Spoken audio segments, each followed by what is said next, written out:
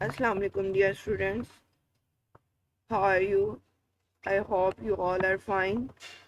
Today we are going to learning about an instructing topic about cilia and flagella. तो सबसे पहले हम लोग जो है वो SLOs देख लेते हैं. SLO है आज का हमारा sketch different subcellular organelles and outline their roles. हम लोग जो है वो इसी SLO के जो है वो बेस पे डिफरेंट ऑर्गेनेलीज हम लोगों ने पढ़ ली. माइटोकॉन्ड्रिया पढ़ लिया, लाइसोसोम पढ़ लिए, राइबोसोम पढ़ लिए. ठीक है, तो इसी तरह से आज हम लोग जो है वो नेक्स्ट पढ़ने जा रहे हैं सीलिया एंड फ्लैजेला. आप लोगों ने इसमें पीछे सेंट्रियोल्स पढ़े हैं, उसके बारे में भी कुछ वहाँ पे भी पढ़ा, कुछ हम लोग जो है वो यहाँ पे पढ़ेंगे. इधर डिफरेंस देखेंगे कि सीलिया और फ्लैजेला में डिफरेंस क्या होता है. ठीक है, प्रोकैरियोट्स में कैसे डिफरेंस होते हैं, ये यूकैरियोट्स में कैसे डिफरेंट होते हैं. ठीक है, तो डिफरेंट तरह से हम इसका जो है वो स्ट्रक्चर रीड आउट करेंगे. तो सबसे पहले हम लोग जो है वो देख लेते हैं कि आज का हमारा लेसन क्या है. आज का हमारा लेसन यही है जो मैंने अभी आपको बताया सीलिया के अबाउट. तो इसको थोड़ा सा देख लेते हैं.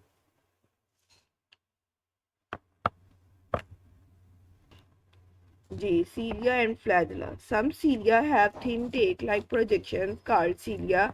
Cells have thin tail-like projections called cilia. अब मैंने आपको बताया था ये जो शू लाइक पैरामीशियम होता है हमारे पास. ठीक है, इसकी बॉडी पे छोटे छोटे जो है वो हेयर्स मौजूद होते हैं.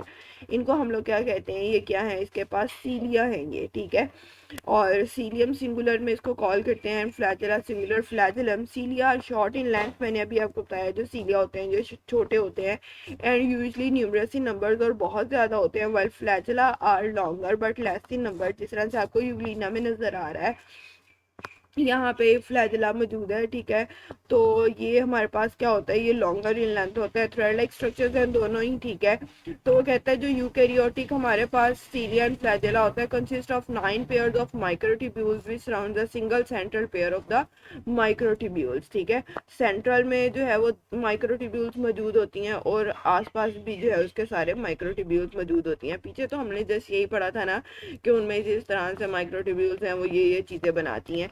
अब यहाँ पे उसने प्रॉपर बता दिया कि माइक्रोट्यूब्यूल्स किस तरह से मौजूद होती हैं और कैसे मौजूद होती हैं. ठीक है, वो कहते हैं cilia and flagella are connected to the basal body. अब यहाँ पे जो सीलिया और फ्लैजेला होते हैं ये बेसल बॉडी के साथ जो है वो कनेक्टेड होते हैं. ठीक है, प्रोकैरियोट बेसल बॉडी अभी पीछे आप लोग यहाँ पे रिसेंटली पढ़ के हटे हैं सेंट्रियोल्स में.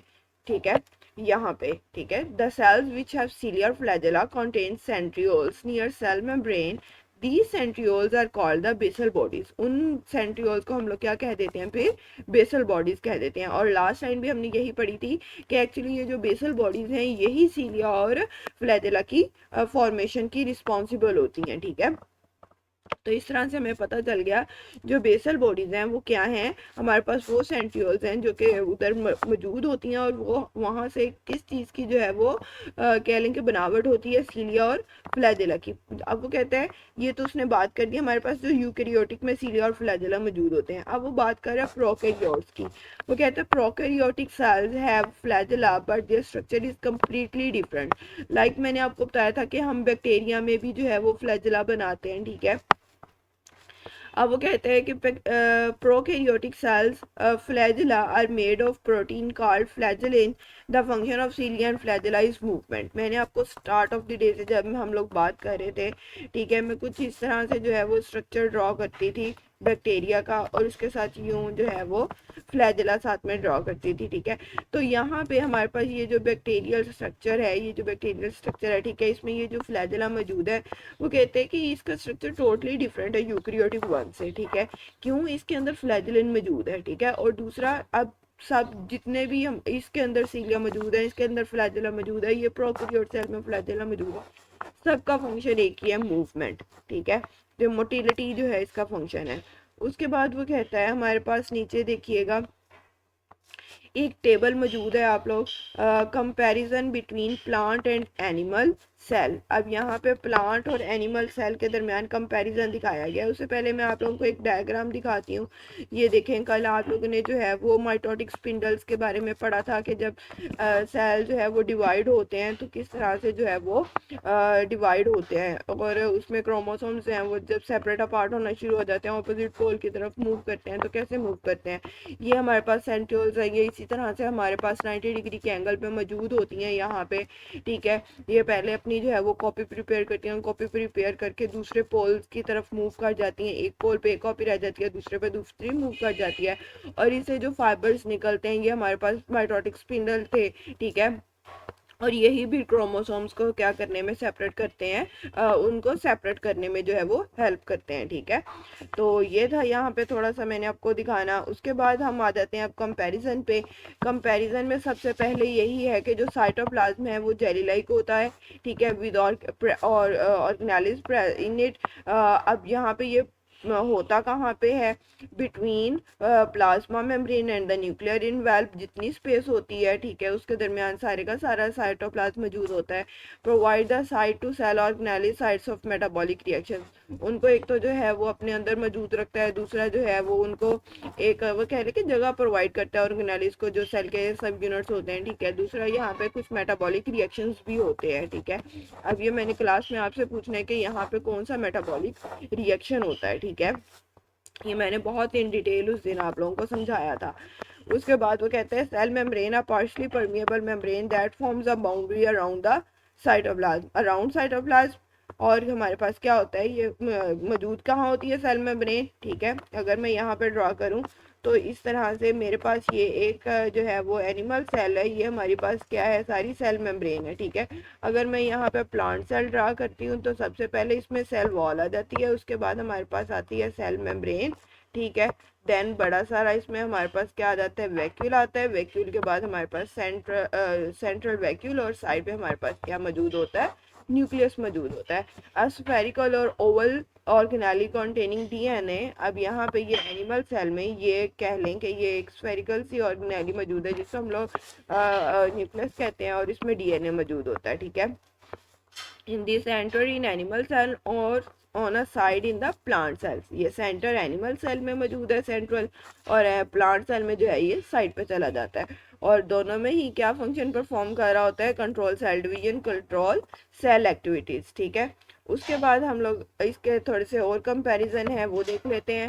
वो कहते हैं cell wall, a tough non living, वो कहते हैं a tough non living outer layer made of cellulose. ये इसमें सेलुलोज की बनी हुई होती है, ठीक है। आपने primary wall, secondary wall, middle lamella पढ़ा, ठीक है। उसमें आप लोगों ने देखा कि cellulose, hemicellulose, pectin, lignin, different चीज़ों से ये मिलकर बनते हैं, लेकिन इसका मेन कंपोनेंट क्या होता है, सेलुलोज होता है। Around the outside of the plant cell, ठीक है, ये प्लांट सेल के आउटसाइड पे मौजूद होती है। उसके बाद वो कहता है अब ये वाले जो कंपोनेंट्स हैं ये सिर्फ प्लांट सेल्स में मौजूद होते हैं, ठीक है। वो कहता है prevent mechanical support allows water and salt to pass. उसके बाद लार्ज वैक्यूल है, ये भी हमारे पास प्लांट सेल में ही मौजूद होता है, ठीक है। लार्ज जो है वो प्लांट सेल में ही मौजूद होता है। सेंट्रल होता है, a fluid filled space surround by a membrane, ठीक है। इसकी मेम्ब्रेन भी मैंने आपसे पूछनी है, इसकी मेम्ब्रेन को हमने क्या कहा था, ठीक है। ये वैक्यूल वाले टॉपिक में आप लोग कंप्लीट पढ़ चुके हैं। Inside the cytoplasm of the plant cells contain salt and water helps to keep plant cells turgid. अब इसमें क्या क्या मौजूद होता है, साल्ट और वाटर मौजूद होता है, जो कि प्लांट सेल को क्या रखता है, टर्जिड रखता है। कैसे टर्जिड रखता है, उसके टर्गर प्रेशर अप्लाई करता है, ठीक है, और प्लांट सेल जो है वो अपनी शेप को मेंटेन रखते हैं। उसके बाद एक ऑर्गेनेली है क्लोरोप्लास्ट, इसमें क्लोरोफिल मौजूद होते हैं, पिगमेंट्स मौजूद होते हैं, जो कि प्लांट को क्या देते हैं, ग्रीन कलर देते हैं। और फोटोसिंथेसिस का प्रोसेस जो होता है वो यहाँ पे होता है जब लाइट ट्रैप करते हैं ये, ठीक है। Trap light energy for the photosynthesis, ये जितनी लाइट एनर्जी होती है जो सन से आ रही होती है उसको ट्रैप करते हैं, ठीक है।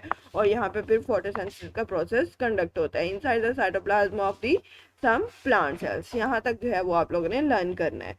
फी मानिला, इसमें आप लोगों ने जो होमवर्क करना है वो आपने करना है, what is the difference between cilia and flagella।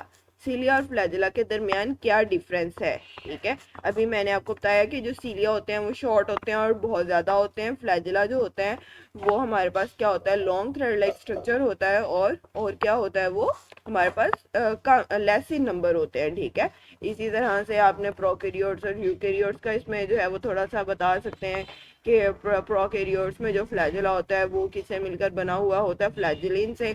और जो हमारे पास यूकैरियोट में होता है वो बेसल बॉडीज हैं वो रिस्पॉन्सिबल होती हैं सीलिया और फ्लैजिला की फॉर्मेशन में। ठीक है, तो ये इसमें आप लोग कुछ डिफरेंसेस राइट आउट कर सकते हैं। फीमा नीला।